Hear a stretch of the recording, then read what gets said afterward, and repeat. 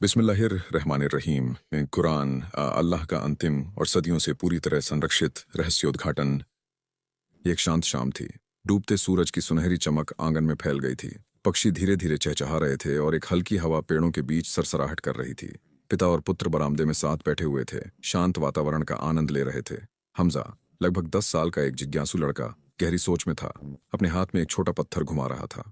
हमजा का सवाल। हमजा ने अपने पिता की ओर देखा। अब्बा, उसने धीरे से कहा, मैं अपने गैर मुस्लिम दोस्तों, हिंदू, ईसाई और यहूदी को यह समझाना चाहता हूँ कि कुरान वास्तव में हमारे सृष्टिकर्ता अल्लाह की अंतिम और अपरिवर्तित किताब है। लेकिन वे मुझसे पूछते हैं, तुम्हें कैसे पता कि कुरान वास्तव में हमारे सृष्टिकर्ता की है? हमारे पास भी अपनी किताबें हैं, बाइबल, तौराह, वेद। फिर मुझे नहीं पता कि कैसे जवाब दूं।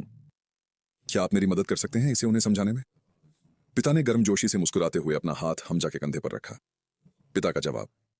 मेरे प्यारे बेटे, उन्होंने धीरे से शुरू किया, यह एक उत्कृष्ट प्रश्न है जिसे हर आस्थावान व्यक्ति को स्पष्ट रूप से समझना चाहिए। हाँ, अल्लाह ने पैगंबर मोहम्मद से पहले के पैगंबरों को दिव्य पुस्तकें भेजी थीं, लेकिन समय के साथ लोगों ने उन शास्त्रों को बदल दिया, कभी गलती से, कभी जानबूझकर। और अब जो हमारे पास बचा है वे अल्लाह द्वारा प्रकट किए गए मूल शब्द नहीं हैं। मैं तुम्हें समझाता हूँ कि ये किताबें आज कैसे मौजूद हैं। हिंदू धर्म ग्रंथ। हिंदुओं में, पिता ने कहा, सबसे पुराने और महत्वपूर्ण 4 वेद हैं। 1, ऋग्वेद, उनके देवताओं के लिए स्तोत्र और प्रशंसा।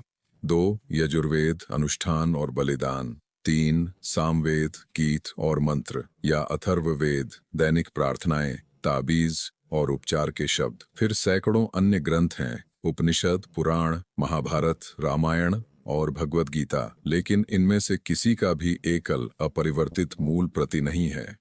समय के साथ कई संस्करण प्रकट हुए जो विभिन्न लोगों द्वारा लिखे गए थे। यहाँ तक कि हिंदू विद्वान भी सहमत हैं कि वेदों को कई तरीकों से संशोधित, पुनः संकलित और अनुवादित किया गया है। ईसाई धर्म ग्रंथ। अब ईसाइयों के बारे में पिता ने जारी रखा, वे बाइबल का अनुसरण करते हैं जिसमें 2 मुख्य भाग होते हैं।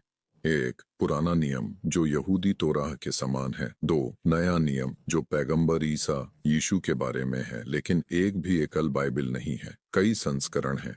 प्रोटेस्टेंट बाइबल में 66 किताबें हैं, कैथोलिक बाइबल में 73 किताबें हैं, ऑर्थोडॉक्स बाइबल में 81 तक किताबें हो सकती हैं। प्रत्येक संस्करण में श्लोकों, अध्यायों और अर्थों में अंतर होते हैं, और चूंकि इसे सदियों तक हाथ से नकल किया गया, कई बदलाव आए, कुछ छोटे, कुछ बड़े।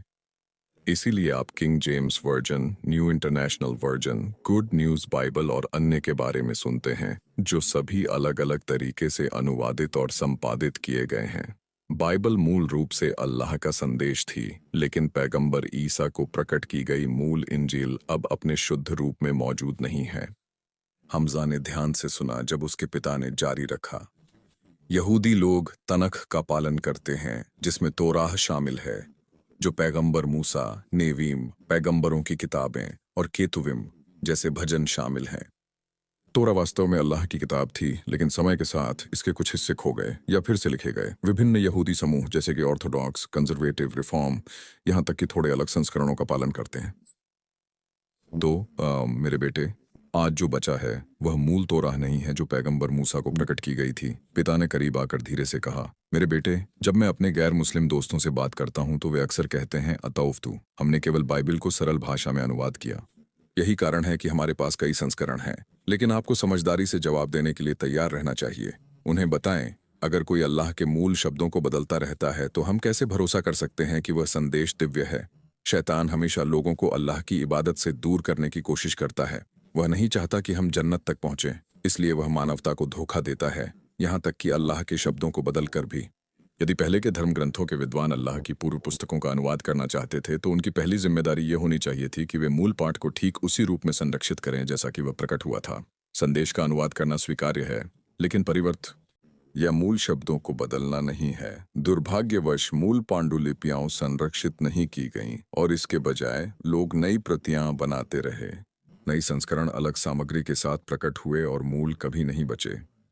अल्लाह के शुद्ध अपरिवर्तित शब्द सुरक्षित नहीं रहे, जिससे विकृति और भ्रम का द्वार खुल गया, जो शैतान के लक्ष्य का परिणाम है कि वह लोगों को अल्लाह की इबादत से भटकाना चाहता है। इसलिए वह मनुष्यों को दिव्य मार्गदर्शन को बदलने के लिए प्रभावित करता है। यही कारण है कि उन शास्त्रों के कई संस्करण, विभिन्न पुस्तकों की संख्या और विरोधाभास हो गए। इसके विपरीत अल्लाह ने स्वयं कुरान की रक्षा की। अल्लाह ने वादा किया, निस्संदेह हमने यह अनुस्मारक उतारा है और हम निश्चित रूप से इसकी रक्षा करेंगे। कुरान 1509। इसलिए भले ही लोग इसे बदलने की कोशिश करें, लाखों लोग इसे याद करते हैं, हर सदी के पांडुलिपियां मेल खाती हैं और कोई भी गलती तुरंत पकड़ ली जाती है। यह दिव्य सुरक्षा शैतान की चालों को अल्लाह के अंतिम संदेश को बदलने से रोकती है। इसे एक उदाहरण से समझने दीजिए।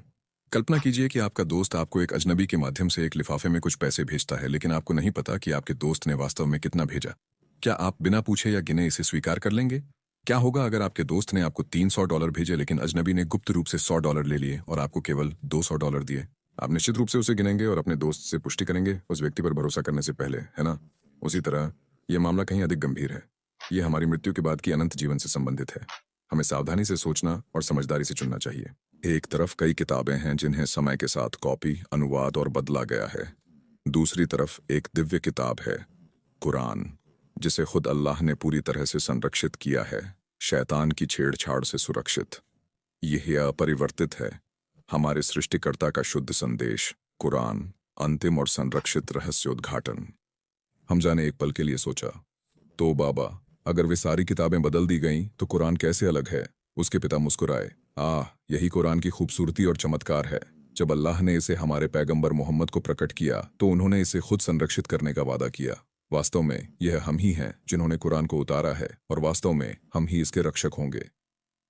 सूरह अल-हिज्र 1927। हजारों साथियों ने पैगंबर के जीवन काल में कुरान को शब्दशः याद किया। इसे उनके पर्यवेक्षण में लिखा भी गया और बाद में खलीफा अबू बकर और उस्मान के अधीन पूरी तरह से संकलित किया गया। तब से 400 से अधिक वर्षों पहले हर मुस्लिम पीढ़ी ने इसे बिल्कुल वैसे ही याद किया और पढ़ा है। किसी भी शब्द, अक्षर या ध्वनि में कोई बदलाव नहीं। आज का कुरान हर देश, हर मस्जिद और हर पाठ की भाषा में समान है। यह संरक्षण स्वयं एक जीवित चमत्कार है। अल्लाह की चुनौती मानव